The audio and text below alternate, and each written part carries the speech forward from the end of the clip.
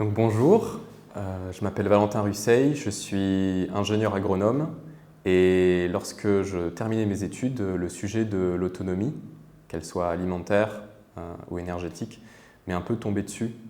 Donc c'était vers 2018 et un peu comme tout le monde, je pense, j'ai été saisi par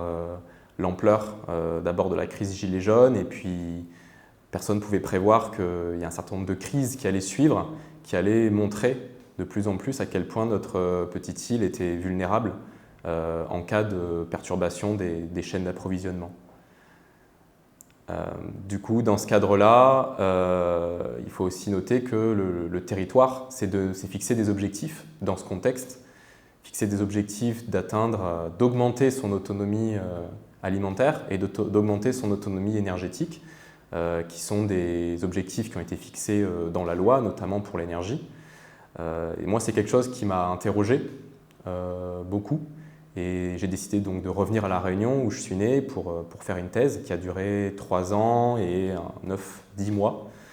Un travail de thèse qui était justement de savoir qu'est-ce qui allait se passer si on mettait bout à bout ces objectifs d'aller à la fois vers de l'autonomisation alimentaire et de l'autonomisation énergétique. Et notamment si on allait avoir assez d'espace disponible pour pouvoir aller vers ces objectifs qui sont très ambitieux. Donc j'ai eu la chance de travailler avec une équipe du CIRAD, avec une équipe de l'université,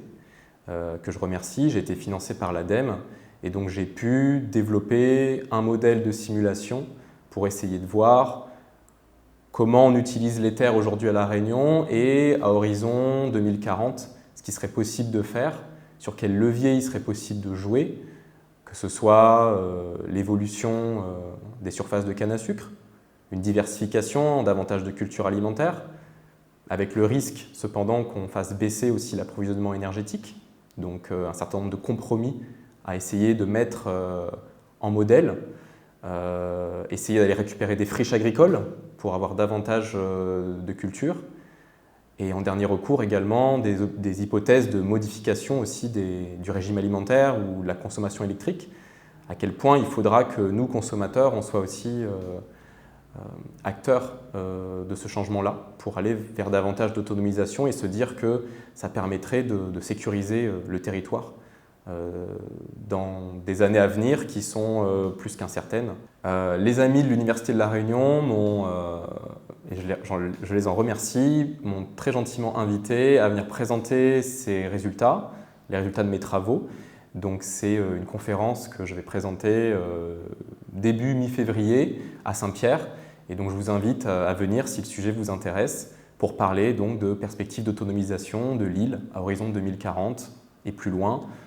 Parler aussi de l'état actuel, des différentes politiques publiques qui traitent de ces enjeux et puis évidemment échanger si vous avez des questions sur ces sujets qui nous préoccupent tous en tant que Réunionnais.